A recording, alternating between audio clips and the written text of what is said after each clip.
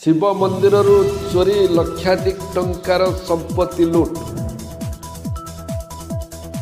चांदपुर शिव मंदिर और पानी पंप हाउस घर लक्षाधिक टंकार संपत्ति लुटि नेले दुर्बृत्त।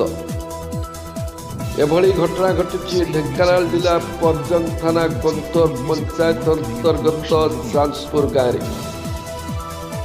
चांदपुर गाँ शिव मंदिर गतकाली राति होइछि लक्षाधिक टंकार लुट।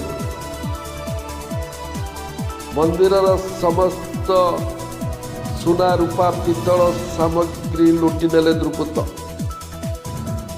दुर्बृत्त माने कबाट ताला भांगी मंदिर भितर पशि लुट करिसंति। एथिसहित मंदिर निकट थिबा पानी पंप हाउस घर ताला मध्य भांगी दैछंति। तेबे सेठारु किछि चोरी होई नथिबा जଣା पड़िछि। मात्र अंचल बारंबार चोरी को नहीं एवं आतंकित अच्छा अंचलवासी। तुरंत घटनार तदंत करा जाई एक्शन नेवा को ग्रामवासी माने दाबी करिछन। महेश्वर साहू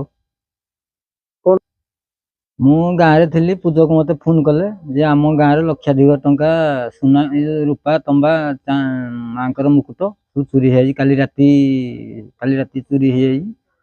तेणु पूजक खबर द्वार मुझे देखली सब चोरी हो जाए लक्षाधिक टंका उपर। तेणु पंप हाउस भी आज्ञा पंप ड्राइवर जड़े पंप हाउस ताला भांगिना भी कौन नहीं मुझे देखनी देखा पड़ो। देखला आज्ञा कौन करवा। तेणु ये चोरी की किमी रोकवा पड़ो। थर आगु थे होता एवं थे वर्ष ये काली भी है घटना। तेणु आपड़ टे तदारख कौन दायित्व नेला आम चिरपकृत हो।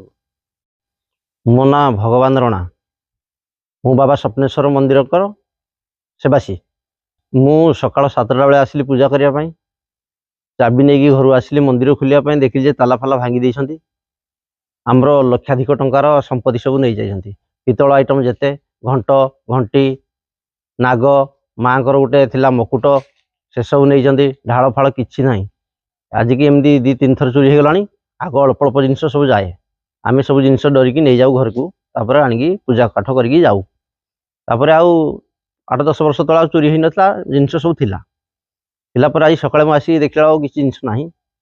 ये मंदिर भांगिकी नहीं ताला आमर से गोटे पानी पंप इलेक्ट्रिक घर सेटा भी ताला भांगी सेठी भी कौन कौन जिनस सब जाइए इलेक्ट्रिक जिनस कौन जाइए सेठी भी पितल फितल जिनस गुरे थिला गंज फंज थिला सब सेगुड़ा सब जिनस पड़ी जाइए।